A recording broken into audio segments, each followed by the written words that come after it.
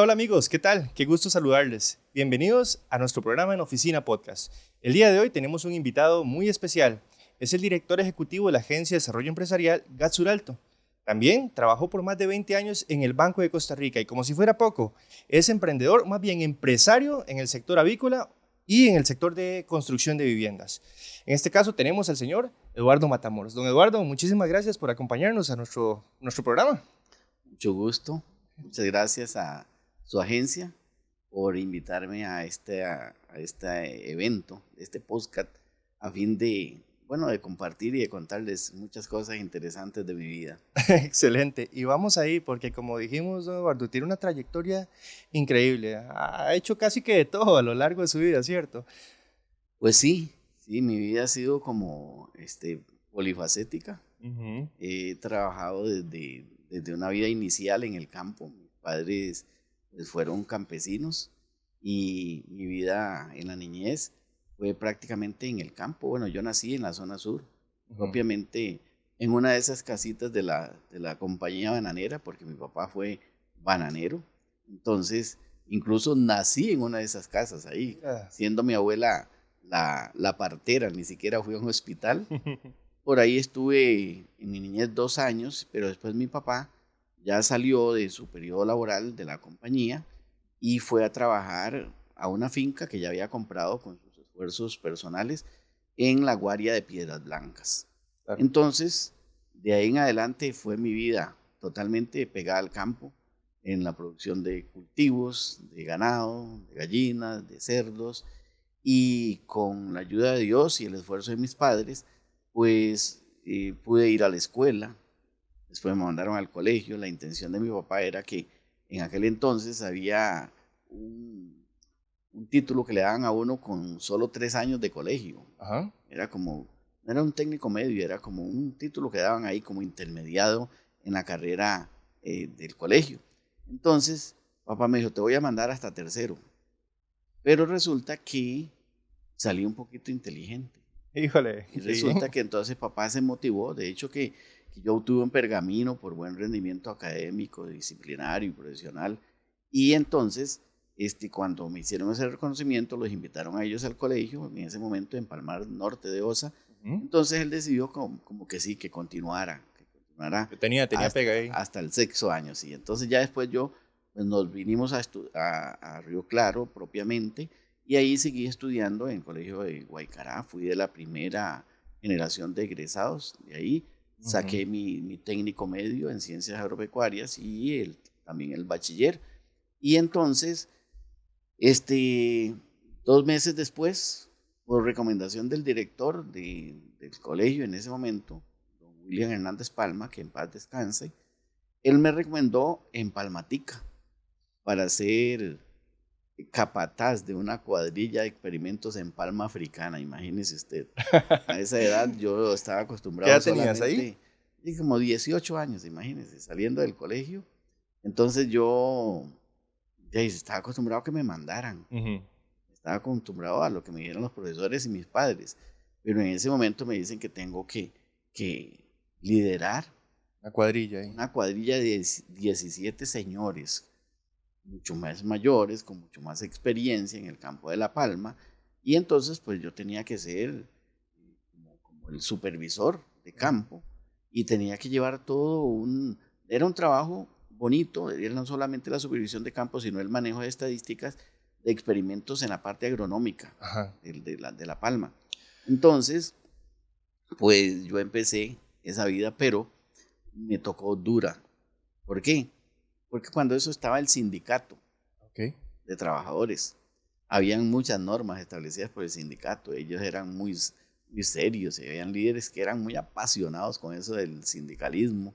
Y entonces ellos, llamarle la atención, generar rendimientos con ellos, todo era algo como sumamente difícil, Y usted más que todo, y tan jovencito, ¿verdad? muy tímido. Y yo por ejemplo, yo entraba, y si ahora no soy grande, imagínense en ese entonces, era muy chiquito. Ok. Y entonces cuando yo entraba a una parcela de palmas, normalmente estaban ubicadas en aquellos terrenos donde estaba antes el banano. Ujú. Y normalmente habían pues como muchos arcos, lo que le llamaban torres. Ajá. Entonces había un cable que pasaba a través de esos arcos, que era por donde salía el banano en rolas. Bueno, ya para ese entonces era palma lo que se jalaba en unas canastas por esos cables.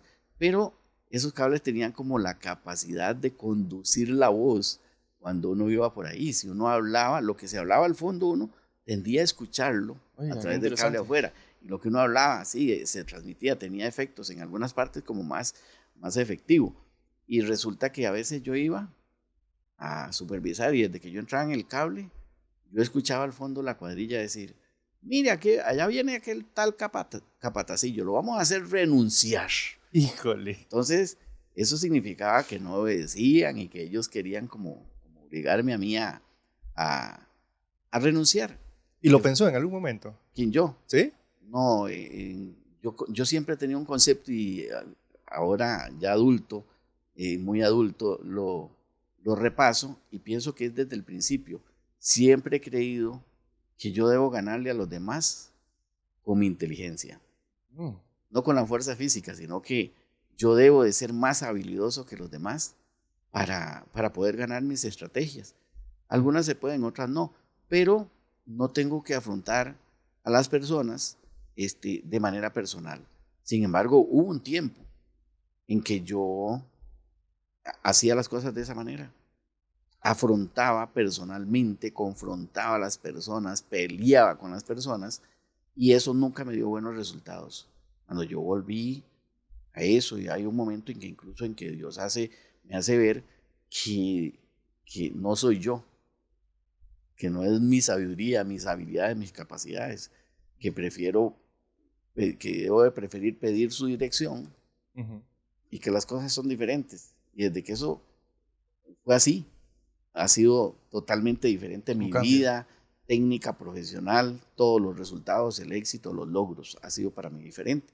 En aquel entonces yo trabajé como 2 años en experimentos De capataz ahí. de capataz y hay un momento, obviamente Eduardo venía de la casa de papi y mami y hay un momento en que a mí me dicen, bueno, primeramente, imagínense que yo llego de 18 años, me dieron una casa de 2 pisos para que viviera, yo solo, Solo no ahí. tenía ni novia, ni tenía mujer, ni esposa, nada.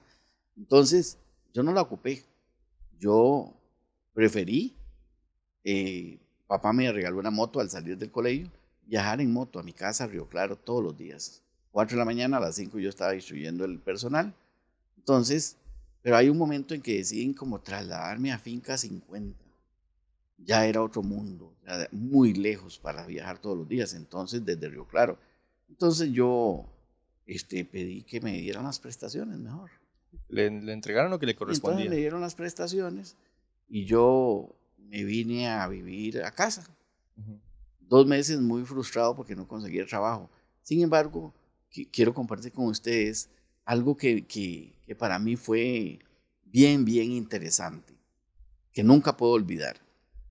Claro. Allá por los años 78, el tipo de cambio del dólar estaba como entre 8.5, 11 colones, creo que como en 11 colones. Yo cuando salgo de la compañía, a mí me dieron unas prestaciones de 23.000 colones en ese entonces. Una Yamaha Enduro, una moto, La moto. lo que yo, lo que se le llamaba o se le llama una monochop. Ok. Entonces era mi sueño tener una Yamaha. Entonces cuando yo salgo dije yo, valía 22.500. Y yo, esta es mi oportunidad. Pero cuando papá me escucha con la idea de que yo voy a comprarme una moto, él me dice, ¿cómo va a comprar una moto si no tiene trabajo? ¿Con qué le va a echar gasolina? Mejor guárdese la platica. Y después compra la moto. Pues fíjese que el tipo de cambio cambió tan aceleradamente en ese gobierno que cuando yo salí, la moto costaba más de 40.000 colones. Pasó de 23.000 a 40.000. De 22.500 22.000. pasó a 45.000 colones. O sea, ya no cubría ni la mitad. Hijo. O sea, fue algo que nunca olvido. Yo dije, vea, papi, me hubiera servido más comprar la moto y guardarla en el cuarto que, que hubiera duplicado el dinero, que lo que hice con el depósito a plazo nunca generó lo que yo quería. De tal manera que no, después pues yo comencé a buscar otros trabajitos y hay un momento en el que yo logro trabajar con el Banco de Costa Rica. Okay. Pero antes de eso pasó algo también interesante en mi vida que yo siempre lo comparto con la gente. Y es el desesperarse con las cosas que ocurren en la vida de uno. Por ejemplo, Y es muy común, ¿verdad? Que pase ahorita. si uno a veces no sabe lo que sigue en la vida o lo que Dios tiene más adelante en la vida para uno. Y uno trata de arrebatar lo que le están quitando o lo que se está acabando. Por ejemplo, hay un momento en que yo entro a trabajar en una arrocera y la ilusión era conseguir un trabajo que había en la oficina. Pero me dijeron, Eduardo, todavía no sale, tarda varios meses. Sin embargo, hay un trabajito en un laboratorio. Nada más que hay que hacer 3 turnos diferentes. A veces te toca en la mañana, a veces en la tarde y a veces toda la noche. Entonces yo dije que sí. Era tomar muestras de arroz, llevarlas, verificar el pulido, lo yesoso, los contaminantes, pesar muestras, humedad, a estar constantemente en el pilado del arroz. Y era una forma de entrar, ¿verdad? Para llegar a ese puesto que usted quería. Claro, era lo que yo quería, como que me vieran y Ya dice, estar ahí. ok, perfecto. Pero resulta que a los 3 meses, a uno al llegar el guarda le daba la carta que decía que usted no ha pasado los 3 meses, ¿verdad? Entonces, cuando el guarda me entregó la carta, era el día que yo cumplía. Yo estaba esperando que esa carta no llegara a mis manos, sino que pasara el récord, porque yo iba hacia otra cosa. Me entregaron la carta. Que ya no seguía. Yo esa carta no la leí. Yo la abrí, la arrugué, no la quise abrir, la arrugué y la hice clavada en un basurero, enojado. Yo le dije, el cochinada de empresa que no lo valoran a uno y yo portándome bien y no sé cuánto. Ahí salí yo todo enojado, cogí la moto y salí tirando piedras ahí Chillando. en el camino. Como a los 15 días llegó el jefe a buscarme a casa y me dice, Eduardo, si quiere volver a ir a trabajar, le digo, no quiero volver a ir a trabajar. Usted lo que quiere era interrumpirme el récord y, y darme ahora otros 3 meses para volverme a votar. A mí me interesa la estabilidad desde ahora, le digo yo no quiero trabajar por pedacitos. Entonces, lo cierto es que yo no fui. Siempre había un señor que se llamaba don Danilo Ledesma, el dueño de Cerrero Impala y que ahora tiene hotel, Impala y todo. Siempre él me daba trabajo. O sea, yo si estaba sin trabajo, él me daba trabajo. Entonces, ahí estuve trabajando con él, pero yo había metido papeles para trabajar en el Banco de Costa Rica. Y estando ahí, pues un día llegó mi hermana a visitarme, a buscarme, que me habían llamado del Banco de Costa Rica para darme empleo. Entonces yo fui a la entrevista, me coloqué en el banco, fue una etapa, una experiencia muy linda. No solo aprendí muchísimo en el área de los negocios, en el área corporativa, en el área crediticia, sino que también ahí me dieron beca para estudiar mi licenciatura en Administración y Gerencia de Empresas. Me dieron una beca que me cubrió el 90% de mis estudios. Y de esa manera, pues yo fui a la Universidad Latina y obtuve mi grado de licenciado en Administración de Negocios. Ahí aprendí a compartir. La meta del grupo que estudiamos fue que nos íbamos a apoyar mutuamente todos para que para que todos pudiéramos salir en el mismo bloque, no suspendieran cursos. Que no se quedara nadie. Para que no se quedara nadie. Efectivamente eso lo hicimos. Unos luchábamos por los otros y los más rezagados y los sacábamos, pero todos salimos. Todos. Entonces nos nombraron los bloques de estudio todos completos durante los 4 años. Eso me permitió a mí, pues, desarrollar un poco de habilidades en la docencia, al explicarle a otros en los centros y todo eso. Cuando yo salí, la profesora Teresa Rodríguez era la directora en ese entonces de la Universidad Latina, me dio la oportunidad de comenzar a a dar clases. Entonces, ahí fue desarrollando mi carrera docente. Después ella sale a la Universidad Latina, tiempo después ella funda la UNCA, comienza a crecer, me contrata en un momento dado ya para ser parte del distinguido grupo de profesores que tienen, y pues por muchos años he sido docente en esa universidad. Hubo un tiempo en que lo fui también en la Universidad Nacional. Y bueno, después de que pase todo eso, obviamente la docencia es como alterna con el puesto de trabajo. Cuando hay un momento en que en el banco hay la oportunidad de salir, se me presenta una situación a mí. Yo salgo del banco no precisamente en ese momento porque quería salir, sino por ese tipo de cosas que pasan en la vida de uno, que ahora pues es motivo de formar a otros. Y es que, por ejemplo, mi salario era muy bajo y mis gastos eran más altos. No porque siempre he sido una persona sana, no era vicioso, no era desperdiciado con mis recursos, simplemente era un asunto de que estaba desequilibrado. Los ingresos eran muy por debajo de los gastos. Lo que estás gastando, sí. Eso de que cuando uno a veces no toma decisiones a tiempo, o sea, lo normal es que si tus gastos son 500,000, pues obviamente no puedes tener un salario menor a 500,000. Tienes que buscar o un puesto que tenga mayor ingreso o otras fuentes de ingresos. Pero yo no lo hice. Me mantuve, qué sé yo, para ponerte un ejemplo, con un salario de 200,000 colones y con un egreso de 350 a 400,000 colones. Tiene un déficit ahí grande, ¿ah? Pero ¿cómo lo fui cubriendo? Con una tarjeta de crédito, un endeudamiento. Llega un momento en que esas deudas se acumulan. Uno viene y compra otro tipo de cosas, saca deuda adicional, que uno siempre quiere tener carro, que uno tiene que mejorar el mobiliario de su casa, que uno quiere mejorar. Yo vivía con mis padres, pues ahí también pude sacar un crédito para construir una casa acorde a todas las necesidades que hasta el día de hoy mis padres la conservan.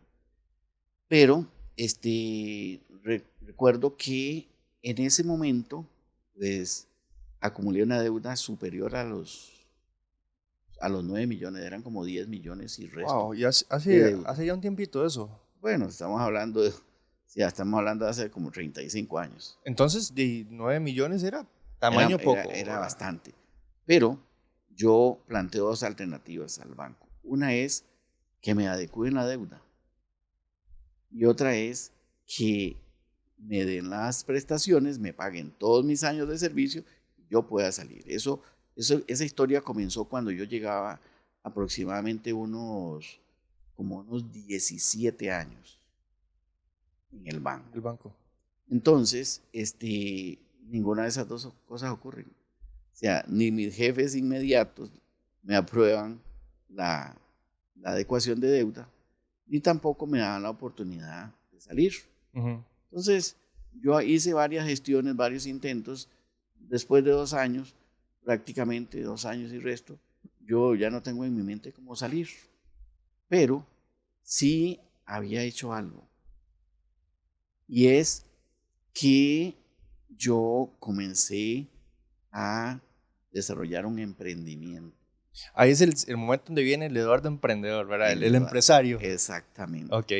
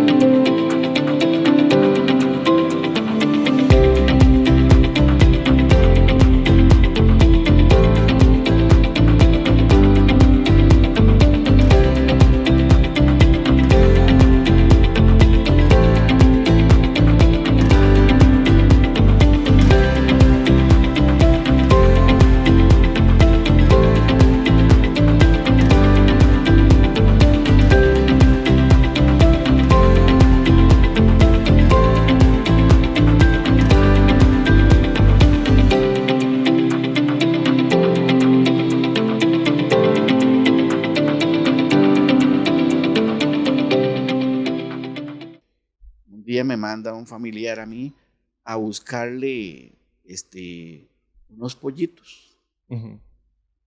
Y me da plata para que le compre 10 y todo. Eso era en la finca allá de mis suegros en la Guardia de Piedras Blancas.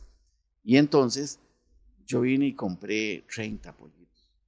20 para mí y 10 para ellos. ¿Y sabía algo al respecto? No, yo no sabía nada. Simplemente nada más compré quiso 10 comprar. pollitos. Sí, exactamente. Bueno, sí sabía un poco. Alguito. Yo para sacar mi licenciatura había hecho mi tesis en producción de pollos y de huevos. Ok. Pero uno en el papel, En uno papel hace sí un es montón diferente, de cosas. claro. En la vida real es otra cosa. Eso no Lo se cierto es que enfrenta. yo llevé los 30 pollitos, el poquito de alimento. Cuando yo en ese tiempo ya estaba viviendo en San José, un par de años. Cuando yo vengo y veo los pollos, después de 22 días, no eran pollitos, eran bolas de carne. Ya grandísimo. Yo veo el negocio y yo digo, esto es un negocio. Aquí está el asunto. Aquí hay que meter más. Yo comencé a probar y a probar con más. Ya de pronto yo tenía unos 150, 200 pollos. Y cuando yo mataba, los metía en un congelador. Como cuando yo trabajaba en el banco, tenía muchos empresarios conocidos. Entonces yo lograba venderlos. Ahí estaba el enganche. De pronto me llamaban, Eduardo, ¿tenés pollo? Sí. Yo sacaba permiso y iba corriendo, sacaba del congelador y llevaba a los supermercados. Entonces, ya yo comencé a pensar diferente. De pronto tenía un gran endeudamiento, pero no tenía plata en la bolsa. A veces uno anda de saco de corbata y está detrás de un mostrador, pero no es cierto que está tan bien como parece. A veces no tiene esa liquidez verdaderamente en su bolsa. Entonces yo comencé a ver que mi colilla me llegaba muy pequeñita y daba todo mi tiempo. Pero yo salía y en cuestión de un ratito yo tenía 70, 80, 100 mil colones de la venta de pollos. Entonces yo decía, la vida está en vender pollos, no trabajar en el banco. No estar metido en el banco. Entonces comencé a tratar de pensar en eso. Entonces, como a los 2 años de haber hecho mis gestiones para que me dieran mis prestaciones, llega un día un gerente al que yo le hago un correo y le explico mi situación. Y el hombre, y de pronto el jefe inmediato, que ya vivía en San José, mi jefe inmediato, me dice, Eduardo, le aprobaron sus prestaciones. Y yo le digo, ¿cómo así? ¿En serio? Me dice, sí, y le aprobaron los 20 años. Ah, ¿en serio? Porque inicialmente no querían dármela, era porque solo me pagaban 8 años. Y le digo, y dígame una cosa, ¿a partir de cuándo?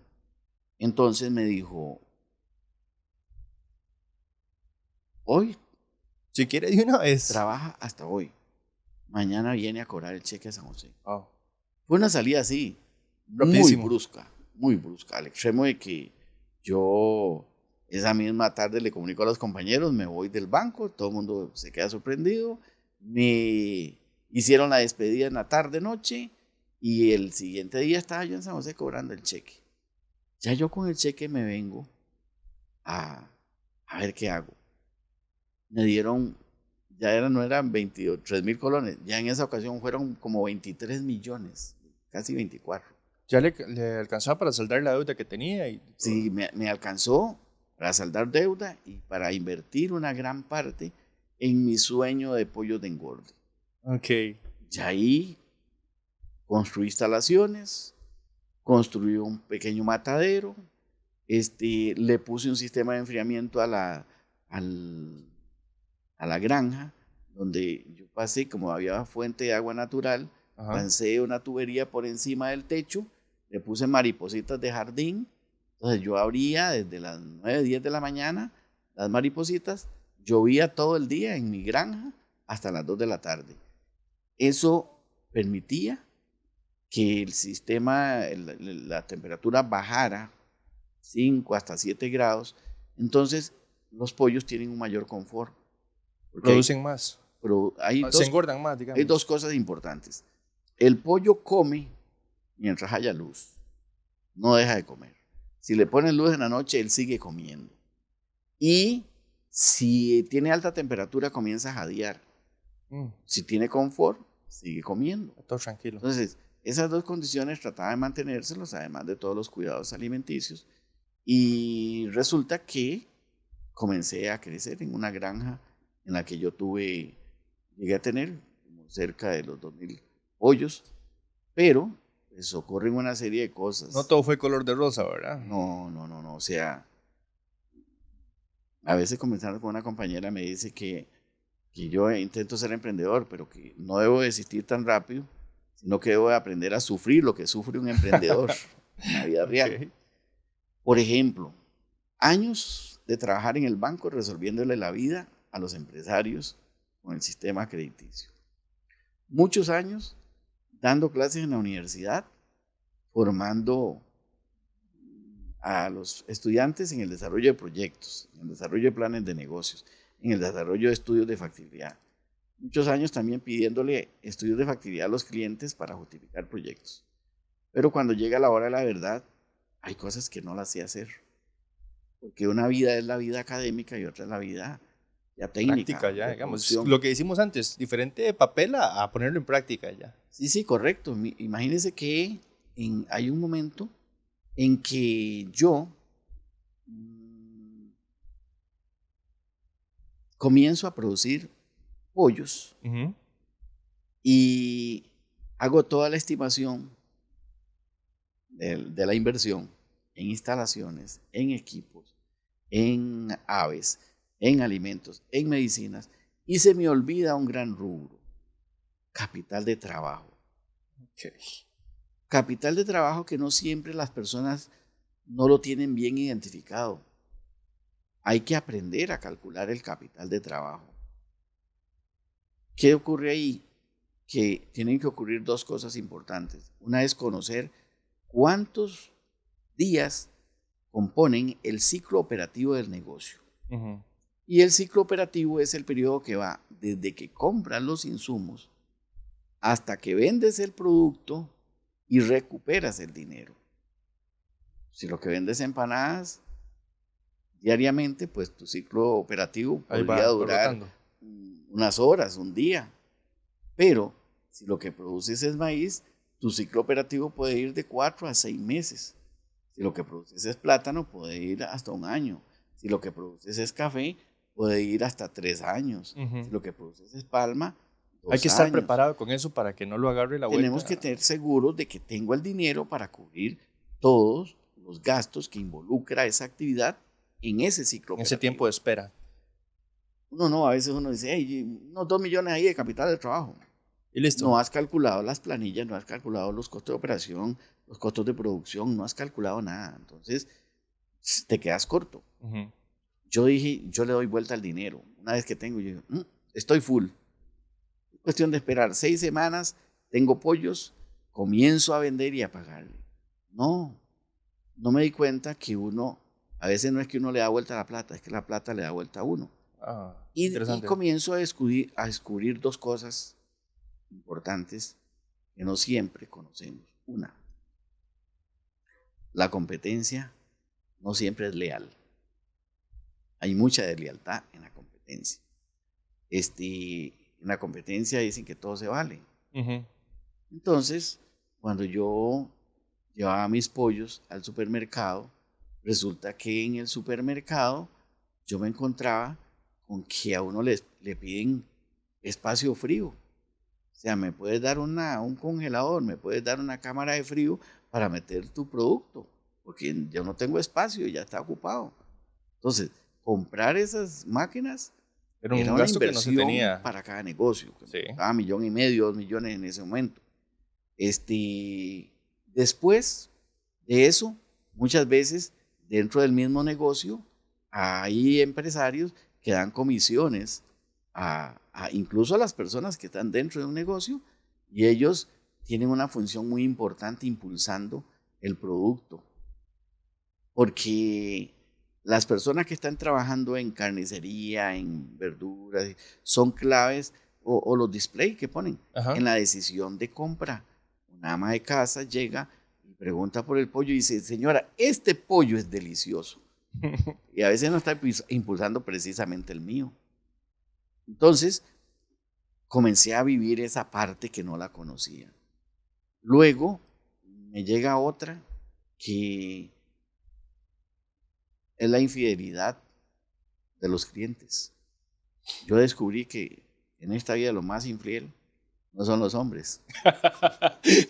Yo descubrí que lo más infiel es un cliente. Nosotros como clientes es algo inaudito cómo cambiamos.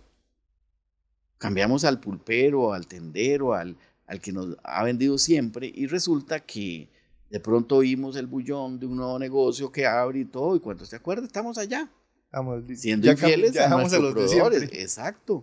Y entonces ya eso afecta nuestras ventas. Otra cosa que aprendí es que si eres pequeño, no tienes problemas, si eres pequeñito.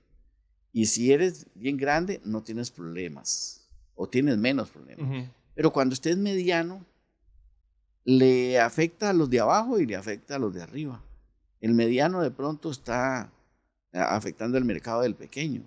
Y el grande, cuando ya hay muchos medianos, él quiere ver cómo corta eso para que no crezca, porque es un mercado que va a crecer y lo puede hacer. Entonces, barreras de entrada. Yo, para poder tener bastantes pollos, no era lo mismo cuando yo pedía que me trajeran 30 pollos. Ok, las cosas cambian desde el momento en que uno comienza a aumentar el volumen de producción. Por ejemplo, ya cuando yo tengo que pedir 1000 pollos por semana, entonces el proveedor de pollos tiene que destinar 4000 pollos para mi granja. Pero él además tiene que, porque hay que pagarlos por adelantado, ajá, y él tiene que programar el nacimiento de esos pollitos que duran 22 días para nacer. Entonces eso quiere decir que yo tengo que pagar con anticipación para incubarlos. Pero a él se le presenta una situación. Él llega un momento y me dice, mira, es que no te puedo despachar esa cantidad de pollos por semana. ¿Por qué? Porque yo tengo granjas más grandes que lo que me compran son 50,000, son 75,000 por semana. Entonces, ya ellos dicen que si yo sigo vendiéndole a varios 1000 por semana, pues entonces ellos van a buscar otro proveedor. Entonces, considéreme a mí, me decía el proveedor. Sí. O sea, ¿qué prefiero yo? ¿Alguien que me compra 50,000 o usted que me va a comprar 1000? Y eso era una manera en que la gente grande, como decíamos antes, frenara su crecimiento, ¿verdad? Definitivamente, eso es una barrera de entrada para el pequeño. No puedes crecer. El grande va a tener el control. Aunque hablamos de competencia perfecta, para mí siempre es como una utopía. Uh-huh. No es cierto que los pequeños y los grandes están en las mismas condiciones. Hay una serie de cosas más, partiendo de la misma credibilidad que tienen en el mercado. O sea, cuando uno es pequeño, cuesta adquirir credibilidad para el financiamiento, para la proveeduría, para el mercado, para la fijación de precios, para muchas cosas. Entonces, yo comienzo a enfrentar todo ese tipo de situaciones, además de que para mí es uno de los más graves todavía. Comienzas a trabajar con el asunto de la liquidez. Por ejemplo, tú trazas tu flujo de caja y aparentemente usted había pensado incorrectamente que te iban a pagar de contado. Uh-huh. Pero no es cierto. Ya los supermercados me decían, yo te compro 200. Por ejemplo, yo te compro 200 por semana. O sea, eran más de 1000 por mes. Entonces, pero me lo das a 8 días. Ok, y a los 8 días yo llegaba de nuevo, obviamente a cobrar mi factura de 200 para dejarle otros 200. Pero el proveedor me decía, no, es que hoy tuve que pagar una factura de arroz al pelón de la bajura. Entonces me quedé sin plata. Hagamos una cosa, te pago la mitad de los anteriores y me dejas otra vez 200. Entonces, ¿qué sucedía? Ya no me debía 200, me debía 300.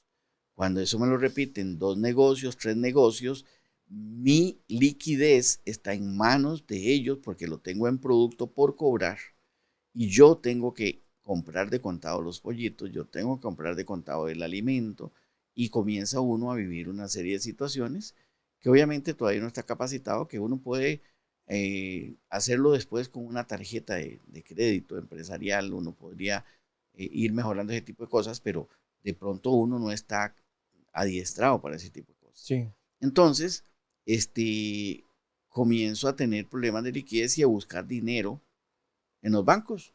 No creyeron en mí, lo que te acabo de decir de la credibilidad. Ni siquiera en el Banco de Costa Rica, donde trabajé tanto tiempo. Entonces no logro financiamiento y entonces ¿qué haces? Buscas el financiamiento fácil, el de la calle, el del prestamista.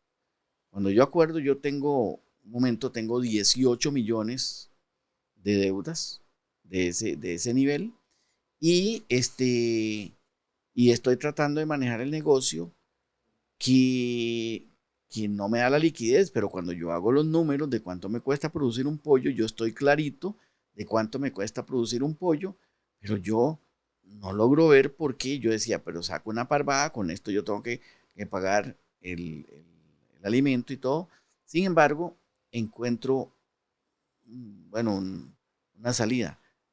Voy a sentarme a hacer los números, a ver qué está pasando. Si yo pues sé hacer esto, numéricamente y financieramente sí. Esa noche yo me quedo haciendo números.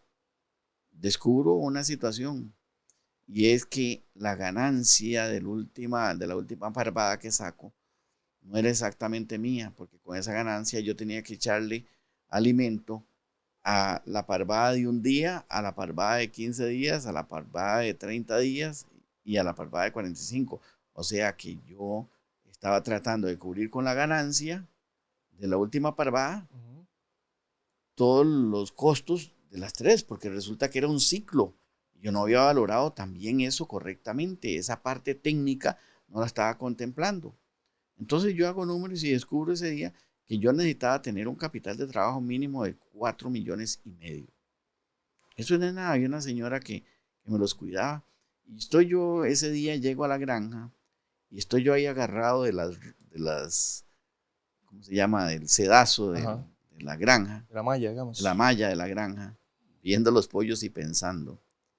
Se acerca la señora y me dice, Eduardo, ¿usted no se ha puesto a pensar que usted necesita una platica? Así, le digo, ¿cómo para qué? Me dice, para que usted compre el alimento, los pollitos y le pague a esas señoras que tiene trabajando ahí y todo. Yo le he hecho números que como 4 millones. Así. ¿Quién te dijo eso? La señora que los cuidaba. Ajá. Entonces, la señora nunca había ido a la escuela.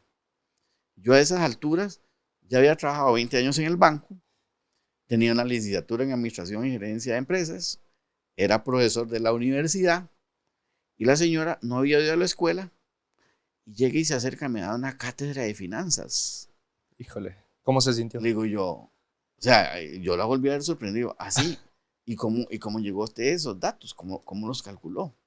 Dice, mire, si usted multiplica tantos sacos de alimento, que usted compra tanto, y usted saca lo que compra en medicina y lo que le paga a ella, usted se da cuenta que usted necesita como 4 millones. Pues sí, efectivamente yo necesitaba 4 millones. Traté de hacer esa gestión, pero en ese momento se da una situación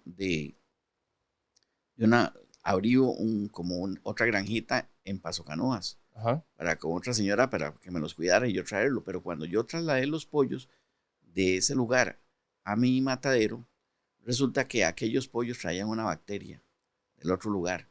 Los pollos son sumamente delicados. O sea, un pollo no resiste ni que una gallina esté dentro de ellos. La gallina tiene una bacteria a la cual ella es resistente, pero eso no le permite a los pollos. ¿Qué pasa? Que eso lo que hace es detener como el crecimiento, el rendimiento que ellos tienen. Y de pronto no un pollito, tanto peso y así. Sí, ellos son un híbrido.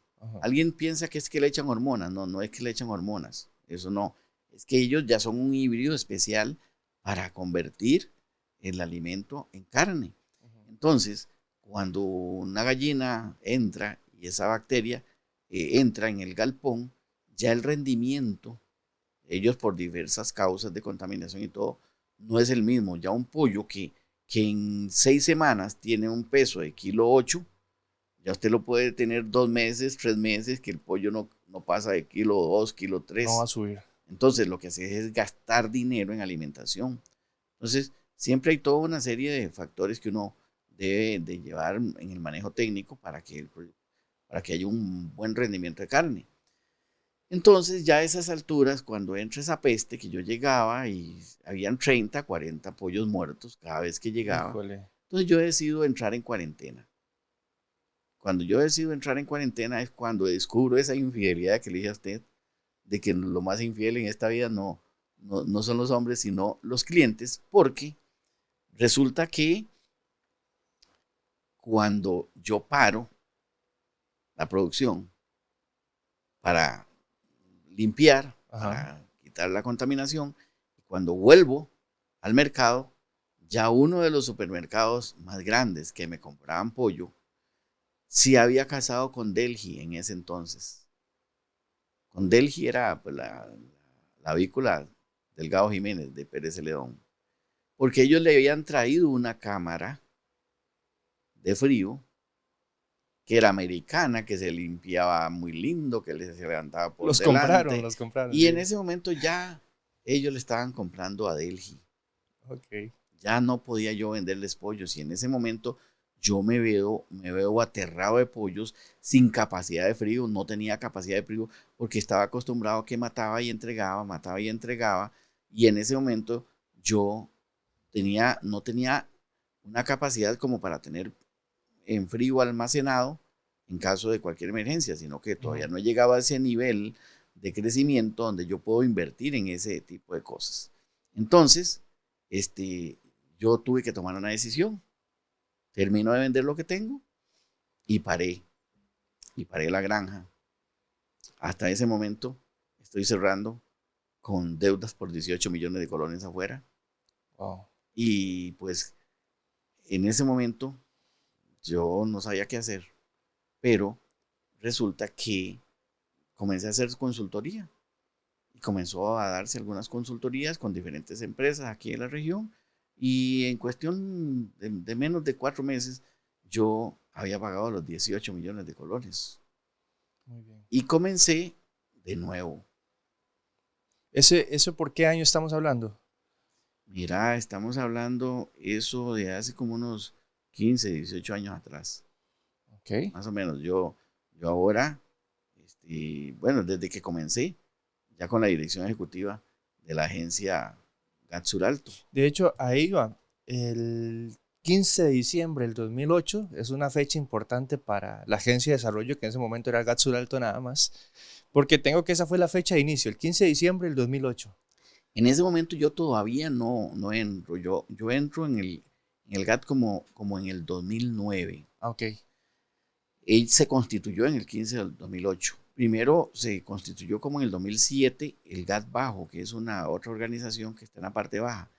Pero hay un momento en que creo que es por una sugerencia de don Rafael Ángel Navarro, más conocido como nuestro amigo Tuca, que él interviene ante las autoridades porque el GAT es una iniciativa que nace de un programa de desarrollo rural Ujú. del MAC y en ese momento pues había una relación de ese programa de desarrollo rural con la Agencia Andaluza de Cooperación Internacional para el Desarrollo y comenzaron a desarrollar, a fomentar el desarrollo rural y para eso hacen un convenio en el que traen recursos de España que son complementados con un aporte de la Junta de Desarrollo del Sur, la JUDESUR. Ujú. Entonces complementan esos recursos para desarrollar unos 90 proyectos y hacen un convenio entre el MAC, entre JUDESUR, entre la Federación de Municipalidades del Sur, Ujú. donde JUDESUR implementaría, ejecutaría sus recursos,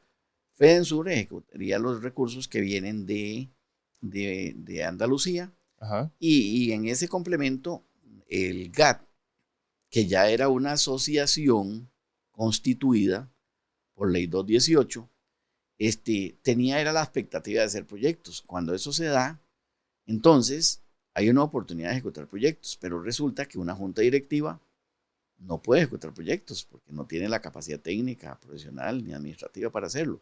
Es cuando en uno de los proyectos hay una junta que Ujú. fomenta, en ese momento estaba presidida por don Alejandro Chávez, y proponen un proyecto para constituir, que fue una idea de él que nace, la idea de constituir una unidad ejecutora de proyectos, un equipo operativo dentro de cada una de estas asociaciones. Inicialmente a mí me contrataron en la parte baja para presidir el GAT bajo, pero desde ese puesto, durante 6 meses, yo le doy soporte también al GAT alto. ¿Cuál era la función? Apoyar a los beneficiarios de proyectos a conformar el expediente para que la unidad ejecutora de recursos, fuera Judesur o FEDENSUR, los pudiera ejecutar. En ese momento, pues yo comienzo a desarrollar esa acción, solo que no había muchos recursos para la parte operativa. A mí primero me llevaron a una oficina a Judesur, después a Río Claro y después me traen a Cotobruz, tiempo después. O sea, hay un momento en que se terminan los contratos de los 6 meses, vuelve a haber otro concurso y ahí entran los recursos de Judesur para conformar este equipo operativo. Son ejecutados por el ICA, el Instituto Interamericano de Cooperación para la Agricultura. En ese momento, pues ya nosotros tenemos una relación, se abre como una ventanilla del ICA para la región. Nosotros era como toda una figura extraña. Sí. De pronto el ICA me contrata para que trabaje para GAT Suralto, pero con los recursos de Judesur. Está como que enredado un poquillo. Era como así, como muy...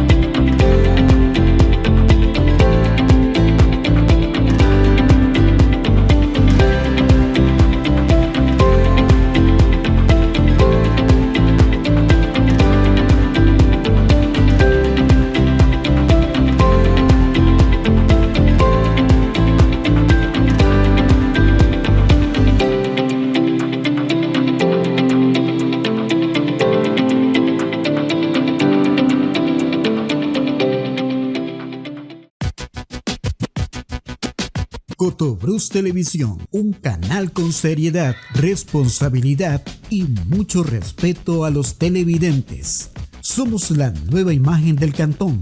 Estamos en Cable Centro, Canal 102, para todo Aguabuena, Sabalito y muy pronto para San Vito. Cotobruz Televisión, un canal para todos.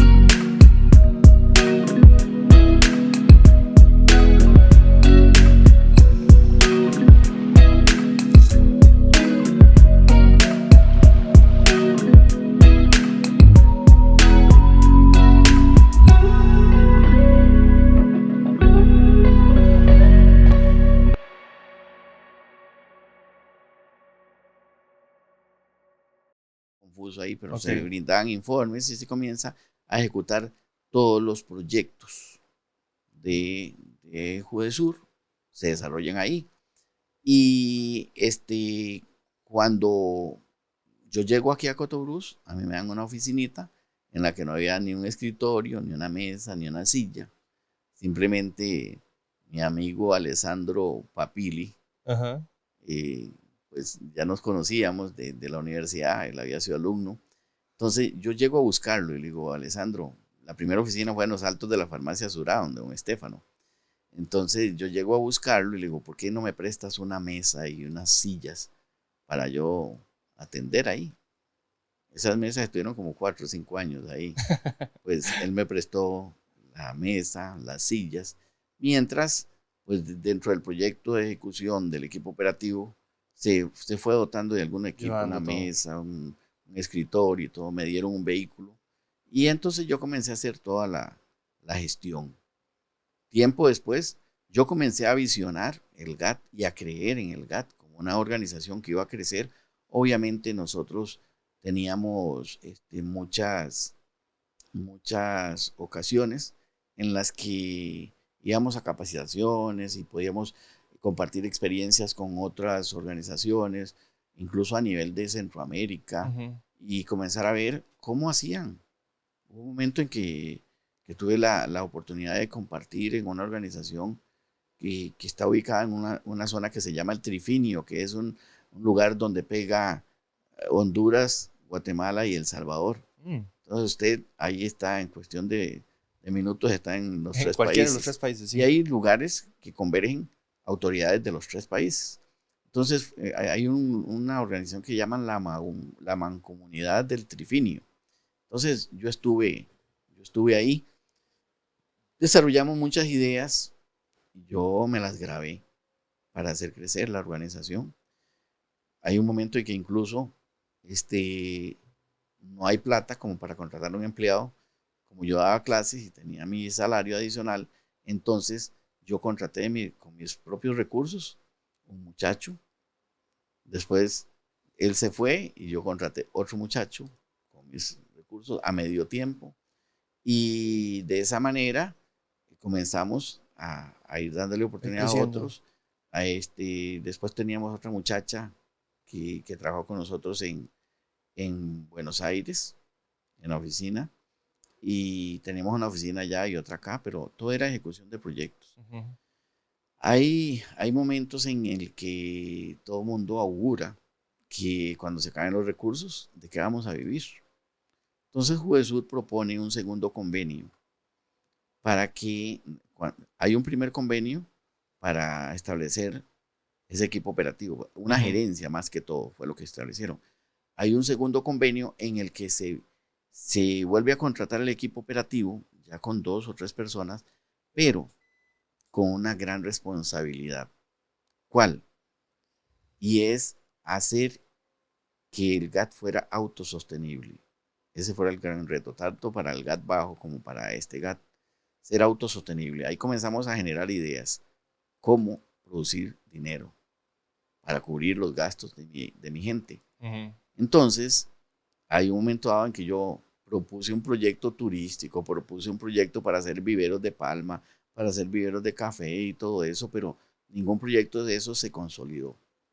Hay un momento en que un amigo, estando en Juvesur, en la Junta Interventora, don Carlos Murillo Barrios, Ajá. creo que hoy está en el INA, en Río Claro, don Carlos me dice, Eduardo, Jace, no tengo fondos, pero me dio un folleto que me dice, mira, pero porque aquí en esta parte puedes conseguir dinero.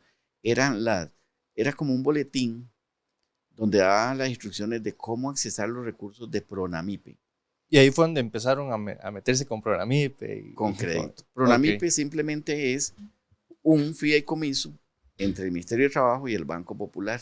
bien. Firmamos un convenio. Inicialmente solicitamos 300 millones de colones para colocar.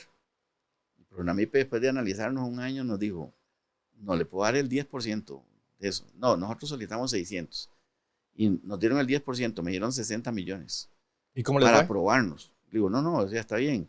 Ajá. Yo tenía experiencia colocando crédito, había trabajado muchos años en el banco en eso. Entonces, Cuando yo propuse inicialmente esto a una junta directiva, me dijo, yo no me veo cobrando, me decían algunos miembros de la junta directiva.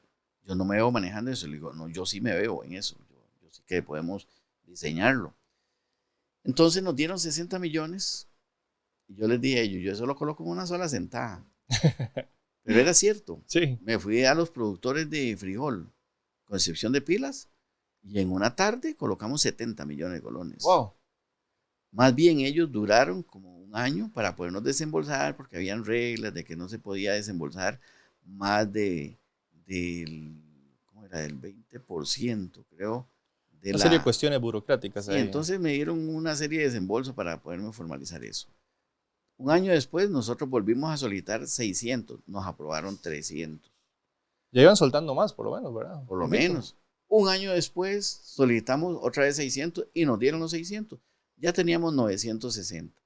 De pronto hubo una oportunidad en la que se propuso para ampliar el emprendedurismo a nivel de Bosa y otros cantones. Entonces nos aumentaron la línea a 2.000 millones de colones. Wow.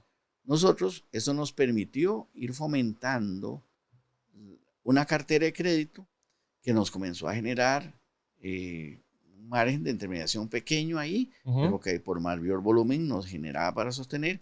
Entonces hay momentos en que nos vamos terminando los proyectos y nos vamos pasando a una autosostenibilidad con recursos propios. Entonces, ya a la hora de crecer, después logramos hacer otro convenio con Banca Social del Banco Popular, con quien hemos hecho excelentes negocios, y tenemos una cartera por 450 millones de colones colocada, que la estamos tratando de incrementar a $1 millón ahorita. Bueno, que el dólar ahorita está muy barato, y cuando estaba como a 670 yo decía, me van a dar bastante más de 450, pero ahorita está a 549, entonces va a ir como 90, 100 millones, pero vamos a tener $1 millón. Además, hicimos un convenio con el Sistema de Banca para el Desarrollo, nos acreditamos para poder ejecutar recursos de capital semilla, que estos sí van orientados a el establecimiento de emprendimientos formales. Tenemos que distinguir que nosotros tenemos como 3 tipos de servicios. Los servicios sociales, que son los de fomento de capacitación, asesoramiento y todo a las organizaciones afiliadas, elaboración de perfiles, ejecución de proyectos. Y el servicio crediticio, que está orientado a clientes que van a reembolsar sus dineros. Ajá. Normalmente, pues aquí hay un grado de supervisión en menor escala, porque el cliente firma un documento donde el dinero es de ellos y deben de reembolsarlo. Pero nosotros aún así le damos un seguimiento. Esto nos ha permitido ayudar a muchas personas en grado de vulnerabilidad, porque obviamente que esto es de acuerdo a lo que dicen las reglas del Ministerio de Trabajo, y que tiene que ser con sentido social. Sin embargo, se le logra prestar hasta 10 millones de colones, así hay 10 años plazo, al 10% de interés, y esto ha traído beneficio a muchas personas, y nosotros hemos logrado colocar en esa área como 1.600, 1.700 millones de colones. Entonces, también tenemos los recursos de banca social, que nos ha permitido también colocar a un sector vulnerable con unas condiciones diferentes. Pero cuando entra el convenio, la acreditación con SBD, esto es otra cosa que para nosotros ha sido sumamente importante. ¿Por qué? Porque esto sí nos permite a nosotros incidir en el desarrollo empresarial, rural y empresarial de la región. ¿Qué se hace con estos recursos? Son fondos concursables para emprendimientos o personas emprendedoras que tienen una actividad en marcha. Puede hacerlo para prototipado, pero todavía no hemos trabajado. Hasta el próximo lanzamiento trabajaremos prototipado. Nosotros sacamos a concurso recursos que el emprendedor debe demostrar que tiene una actividad con un producto validado en el mercado, que es una actividad que puede ser escalable, que puede ser repetible. ¿Qué quiere decir eso? Que la puedo hacer crecer aquí y allá, en otras partes, que puede generar empleo, que puede tecnificar sus procesos, que puede invertir en tecnología para innovar Sí, y es un generarle impulso valor bastante agregado. grande para cualquier emprendedor, ¿verdad? Cualquier persona que esté desarrollando su negocio. Sí, claro, porque le permite a las personas y se les capacita también para cambiar esa forma de pensar de subsistencia Ujú. o de pensar de que yo vendo huevos y no voy a dejar de vender huevos. Sí. O sea, que Le permite que yo, salga de esa zona, exacto, le permite salir de esa zona de ampliar su confort visión, en otras y palabras. ampliar su visión y decir, no, es que yo voy a vender huevos, pero no es para Cotobruz, es para todo el país. Y ahí, don Eduardo, ¿verdad que es donde radica la diferencia, por ejemplo, entre pasar de ser un emprendedor, por así decirlo, como base, a pasar a ser empresario, ¿no?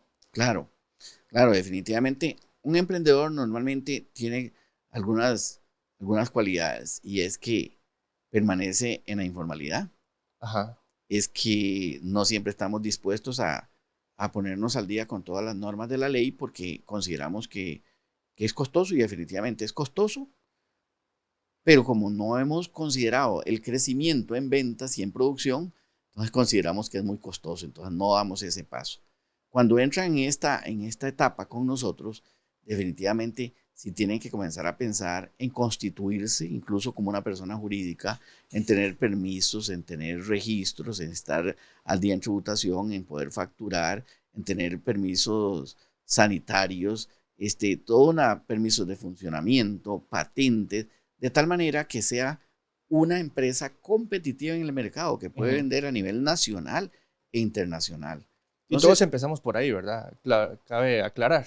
claro, claro, o sea, se vale Sí. empezar, pero nosotros hemos podido incidir ya en 59 empresas Wow. y estamos próximos a tratar de hacerlo con unas 41 más, o sea, queremos tener en estos primeros 3 años 100 100 empresas, empresas. que la idea, el sueño o la meta es tener 200, 250 en la región Brunca. De hecho, nosotros podemos accesar hasta Orotina, por el lado de la costanera, no Ujú. solo la región Brunca, y hasta la zona de Los Santos, aquí yendo por el Cerro de la Muerte. Pero la idea es hacer después el crecimiento colectivo. Claro. O sea, cuando nosotros podamos hacer esa unión de que las personas puedan venderse unas a otras los servicios, los productos, y que también queremos establecer, esa es otra cosa en la que estamos trabajando, rutas turísticas por los emprendimientos. De tal manera que yo pueda fomentar el turismo y decirle, ok, le ofrecemos este tour. Dentro de nuestros emprendedores también tenemos los mejores eh, diría yo, los mejores eh, impulsores de tours en De la la zona. zona, que conocen todos los puntos más bellos de esta región y que entonces podemos traer turistas que no solamente puedan ir en sus tours, sino que también puedan visitar algunos emprendimientos, que se puedan hospedar en unos emprendimientos, que puedan pasar comprando productos en emprendimientos y que cada emprendimiento haga de su punto de venta algo atractivo. Es hacer un encadenamiento, ¿verdad? Entre empresas, emprendimientos, para que nos beneficiemos todos, en otras Es palabras. exactamente encadenamientos productivos. Pero que lo llevemos a realidad. Hemos sido como muy instruidos y capacitados y de buenas intenciones. Nosotros estamos haciendo poquito a poco cosas que sean reales. Ujú. O sea, que si yo digo que quiero hacer un encadenamiento es porque hay un encadenamiento. Que si yo digo que voy a hacer tours es porque verdaderamente tengo constituido eso. Entonces, normalmente la oferta hay que ordenarla. Claro. Demanda tenemos. Pero nosotros, para ponerte un ejemplo, Ujú. alguien quiere hacer turismo rural en su finca.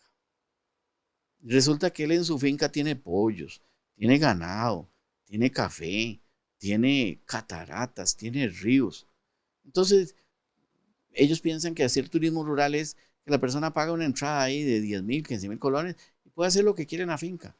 No, no, no, esa oferta así no funciona, no es estratégica ni turísticamente ni económicamente. ¿Qué tienes que hacer? Ordenar la oferta. Defines el tour del café, el tour de la catarata, el tour de la leche, el tour de los cerdos. ¿Y qué quiere decir? Que ese tour tiene que tener un horario definido. Claro. Ok, el de la leche, tienes que llegar entre las 5 y las 7 de la mañana, que se ordeña. Entonces, eso va a valer, qué sé yo, 5,000, 10,000 colones la entrada al tour. Y eso le va a dar la oportunidad a usted no solamente de ver el proceso del ordeñado, sino que usted puede ir y ordeñar y se puede tomar la foto ordeñando. Y de pronto a la salida del tour lo están esperando con un cafecito, con tortillitas, con cuajada, con ya quesito. vende el desayuno también. Y entonces ya le van a comprar queso y natilla. Entonces la persona pagó por el turismo y pagó por el producto. Si va al café, lo mismo. Si va a la catarata, lo mismo. Y de esa manera tenemos una oferta ordenada en la finca. Hay que acondicionarla, hay que invertir en acondicionar la finca para que la oferta turística sea ordenada. Tiene horarios, tiene precios, tiene guías, todo eso de manera atractiva para el turista, para que el turista llegue y tenga lugares muy bonitos donde estar. Sí, digamos, se le va guiando, no es de que el turista llega y ve a ver qué hace, sino que ya hay una propuesta bien consolidada. Claro, de hecho, yo sí siento que se están haciendo gestiones. Este gobierno local está haciendo gestiones en cuanto a fomentar el turismo. Ustedes saben que el cantón de Cotobrú fue declarado de interés público turístico, no solamente la zona de Pitier, sino el cantón. Pero ¿cuánta inversión hay en turismo en este momento? Poca o nada. Tenemos potencial. Tenemos muchísimos. ¿Verdad que sí? Hemos llegado a decir que nosotros podemos ser como el segundo Monteverde, pero acá en Cotobrú. Pero hay que invertir. Entonces, pero ahorita estamos invirtiendo y hay muchos con esfuerzos propios que están invirtiendo en sus pequeños emprendimientos para hacerlos turísticos. Eso a mí me suena interesante. Sé que el día de hoy creo que se está firmando un convenio entre la Cámara de Turismo de Osa, la Cámara de Turismo de Cotobrú y el municipio. No sé si está el municipio de Osa involucrado, pero sé que el municipio de Cotobrú sí. ¿Qué se busca? Catuosa tiene mucho más experiencia porque ellos han fomentado toda la zona turística de Osa, que incluye Dominical, Ubita, todo eso, Ballena. Entonces, van a traer su experiencia para sumar fuerzas acá y fomentar el turismo y atraer gente para que vengan hasta nuestra zona. Pero nuestro cantón tiene que invertir en captar ese turista y hacerlo volver a venir. Claro. Hacer de su experiencia algo grato para que vuelva a venir a visitarnos. Y en eso la Agencia de Desarrollo Empresarial GAT Suralto va a orientar muchos esfuerzos a fin de poder apoyar al gobierno local, a la Cámara de Turismo, sea de Osa, sea de acá, para hacer clic y juntos poder lograr un mayor beneficio de ingreso económico por turismo. Cotobrú en este momento es más comercial y productivo que turístico, teniendo cosas muy hermosas, porque en realidad tenemos cosas muy hermosas. Yo ayer compartía con alguien que si no había ido a visitar la nueva estación del MINAE, que se abrió en la entrada del Parque de la Amistad, y me dijo que no sabía. Entonces me decía, ¿cómo es posible que no sepa? Hace falta explotar esas cosas. Hay que darlo a conocer. La gente tiene que saber, pero tenemos cosas muy hermosas. Y sí se están haciendo esfuerzos, pero hay que hacer muchos más. Yo creo que debe haber una inversión. En el caso de su agencia, hay un potencial ahí grandioso como para poder darle a conocer al mundo que nosotros existimos y que tenemos cosas hermosas aquí que poder potencializar. Entonces, así la Agencia de Desarrollo Empresarial ha logrado crecer. Hoy día ya nosotros no somos 2 ni 3, somos 10 profesionales. ¡Wow! ¡Qué bien! Trabajando por el desarrollo empresarial de nuestra región, porque no es solo de Cantón de Cotobrú, de nuestra región. Ya con oficinas bien contadas y con mesas propias, diría. Bueno, ya diferente. Sí, bueno, ahora nuestras oficinas son alquiladas y tenemos equipo propio y un equipo personal capacitado, de tal manera que nosotros sí estamos incidiendo de manera positiva en el desarrollo del cantón. Hay cosas importantes que se las cuento aquí a usted y usted es testigo de eso. El momento en que nosotros cedimos la parte de comunicaciones, de promoción y publicidad a una agencia que nació también como un proyecto de Sistema Banca para el Desarrollo, que fue Pura Vida Sur, ahora Pura Vida Visual, eso marcó un hito en estar en el mundo. porque la gente puede darse cuenta de lo que hacemos. Se dan cuenta de nosotros y estamos siendo contactados por organizaciones de gobierno, estamos siendo contactados por promotores de proyectos de la Unión Europea para poder impactar el país. De tal manera que esa parte ha sido importante para nosotros. A veces a nosotros nos costó mucho comenzar a cacarear lo que hacemos. Ujú. Cierto nivel de timidez y esto de que tal vez no creíamos que estábamos llegando con cosas importantes, pero ahora sí nos las estamos creyendo y esperamos crecer muchísimo, pero muchísimo más. Y esperamos que así sea, ¿verdad? Sí, sí. Hay mucho, como dice usted, Eduardo, hay mucho potencial en la zona sur, hay mucha gente que quiere hacer las cosas y se ocupan de agencias como la Agencia de Desarrollo Empresarial para impulsarse, ¿verdad? Para seguir adelante y esperamos que sí. A modo de cierre, ¿qué consejo le puede dar a las personas que quieren emprender hoy, a las que están pensando en, híjole, yo tengo este producto, este servicio? ¿Qué son las 3 primeras cosas que tiene que hacer la persona? Mire, yo siempre eso lo he tenido claro, en los últimos meses lo he tenido claro. O sea, toda vez que nosotros vamos a emprender, hay yo siento que hay como 2 formas de comenzar. Ujú. Una, cuando a mí se me ocurrió la idea, y otra, cuando yo investigo primero. Ok. Por ejemplo, hay personas que dicen, llegaron al colegio y a la hora del recreo se dan cuenta de ese montón de muchachos que salen ahí. Y en su mente dice, aquí se está cayendo una venta de enyucados. Se está cayendo este negocio. Y se va a hacer enyucados a su casa y los trae a vender. Pueden ocurrir 2 cosas. Una, que efectivamente a la gente le compra los ¿Le enyucados. guste? Pero podría ocurrir algo que es muy común, y es que no a toda la gente le gustaban los enyucados. Y se va decepcionado, solo como el 20% de los enyucados vendió. Y se le cayó el negocio efectivamente. Se estaba cayendo y se le cayó. ¿Por qué? Porque no investigó primero el mercado. Era importante que él primero fuera y le preguntara a los estudiantes, ¿qué les gusta comer en el recreo? Empanadas, enyucados, arroz con pollo, picadillos, tacos, chicharrones. ¿Qué les gusta? Y cuando usted se da cuenta cuál es el gusto y preferencia, entonces usted le va a elaborar un producto acorde a su necesidad y usted va a tener más éxito vendiendo. Y usted va a estar preguntándole qué quiere que mejore, qué no le gusta, cómo están los chicharrones. Nunca te enamores de tu producto.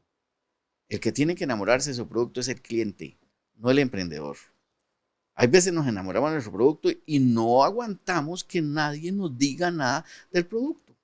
Y Una emprendedora me dijo un día de estos, Eduardo, me vendió un pancito casero y todo. ¿Qué le pareció? Está rico. Dice, imagínense que un señor ahí me salió diciendo que no le gustaba porque se veía mucho arroyal y que no sé cuánto.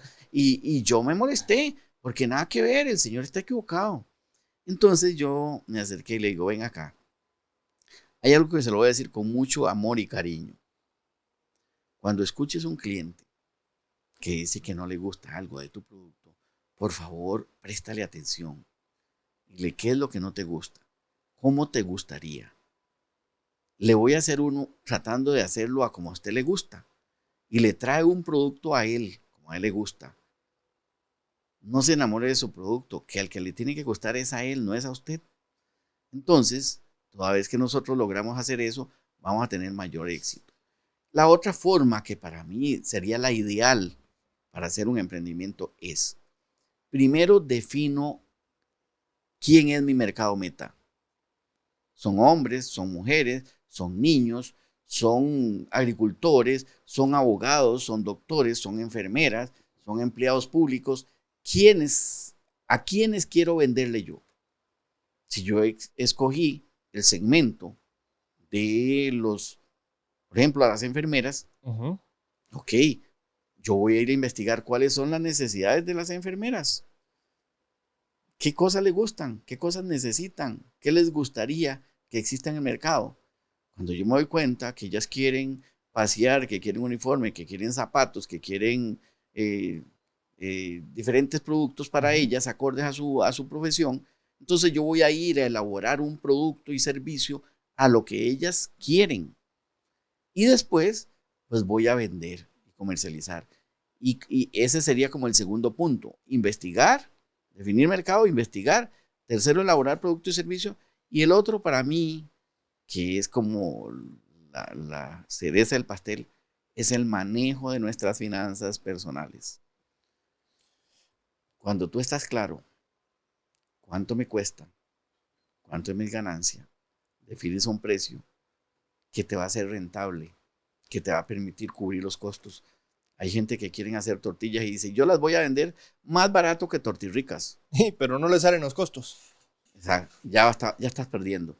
Pero si usted dice, no, es que mi tortilla va a ser más cara que Tortirrica, pero es que lleva especies, lleva Darle una un valor presentación. agregado. Claro, pero cuando usted define su precio, usted debe estar claro cuántos son sus costos, cuánto es la ganancia, cuánto es el mercadeo, cuánto es la garantía, y ahora sí, le ponemos precio y usted va a tener un precio que le genera rentabilidad. Hay algo que es para mí como un paradigma nuevo, y es que la gente siempre, en la hora de manejar sus finanzas personales, dice que el estado de resultados es igual a ventas menos gastos igual a ganancia. Ventas menos gastos igual a ganancia. Ahora uno dice, ventas menos ganancias igual a gastos. Ventas menos ganancias es igual a gastos. ¿Por qué? Porque cuando yo cojo, separo, mi ganancia va a ser esta, usted sabe que lo que sobra, usted tiene que cubrir los gastos.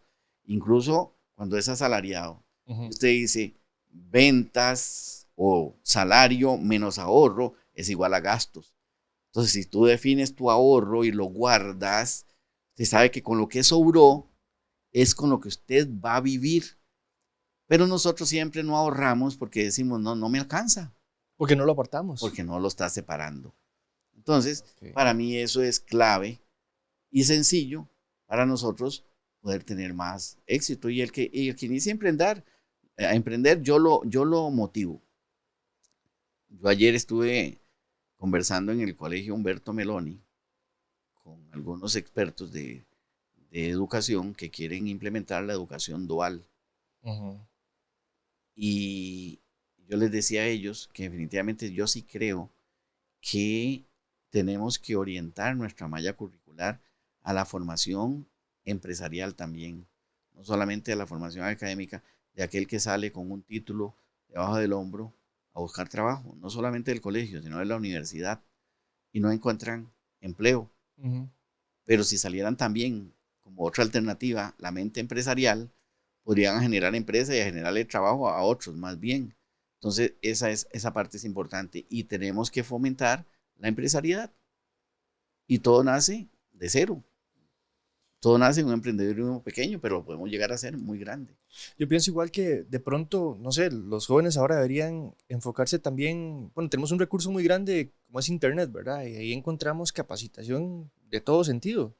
El joven debería esforzarse por, no sé, aprender educación financiera, ir buscando ese lado para que no le pase como a usted, como a mí nos ha pasado, que de pronto chascos grandes nos hacen como replantearnos en muchos aspectos, ¿verdad? Sino ir más preparados. Sí, yo creo que Internet para mí es como un vehículo. Pero para yo coger ese vehículo, yo tengo que saber para dónde voy. Yo no puedo coger el vehículo y ¿para dónde voy? Y coger a manejar si no se para pierde. Cualquier punto, porque se pierde. Internet es eso.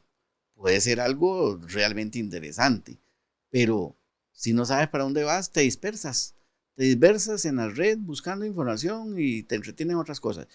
Cuando uno tiene claro, ok, yo quiero hacer esto, voy a investigar, vas a descubrir cosas hermosas ahí en Internet porque estás enfocado. Entonces, siempre sentarse a planificar la vida, las ideas, el rumbo, lo que quiero y que nos asesoren. Por ejemplo, yo escucho muchos estudiantes, a veces les comento, es que yo quiero ser arquitecto, es que yo quiero ser médico, es que yo quiero ser electricista, yo quiero ser ingeniero agrónomo.